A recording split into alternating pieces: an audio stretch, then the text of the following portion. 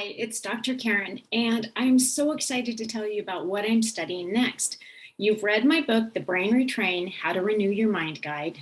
Awesome. Now we're going to put that into practical use to different areas of your life. So what is everybody concerned and worried over? What kind of blocks our relationship with God? Money, right?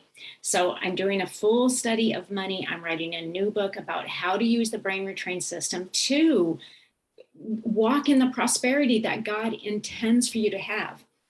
Something I want to bring to your mind, though, is in the book of Ephesians. In addition to financial wealth, real true material possessions that God does promise us in his word, even more important, and maybe even the path to having that and handling that wealth is spiritual wealth. And I just want to share with you what God gives us. I'm reading the book of Ephesians over and over every single day. I'm reading it at least once because it's so full of nuggets of wisdom. As a matter of fact, the book of Joshua and the book of Ephesians mirror each other. That's another talk. All right, let me just share with you what are the riches and the inheritance that we have in God. And you're going to be surprised at one of them.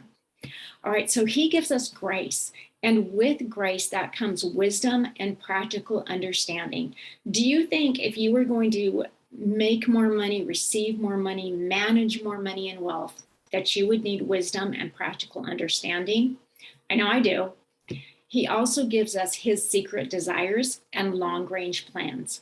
He gives us the spirit of wisdom and revelation to know him through a deepening intimacy with him. And interestingly, we are God's wealth. We are his inheritance. We are what he values and what he stores up in heaven. I love that. What he also gives us, what he calls our riches, are compassion, mercy, kindness. He says his riches are inexhaustible and unfading and unlimited. He gives us kingship.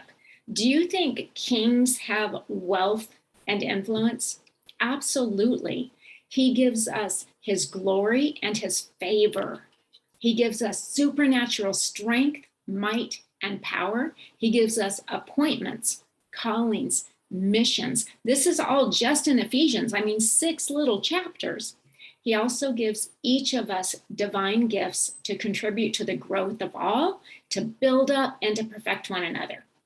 He promises that every single thing that we do for him, everything we do with pure intentions, everything we do to love on his people, he will repay us for it.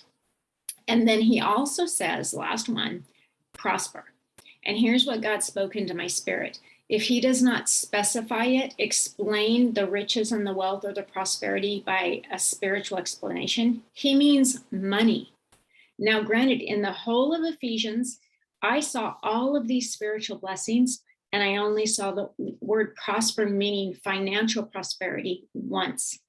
And I think that gives you the weight of how much more important, how much more valuable the spiritual blessings are.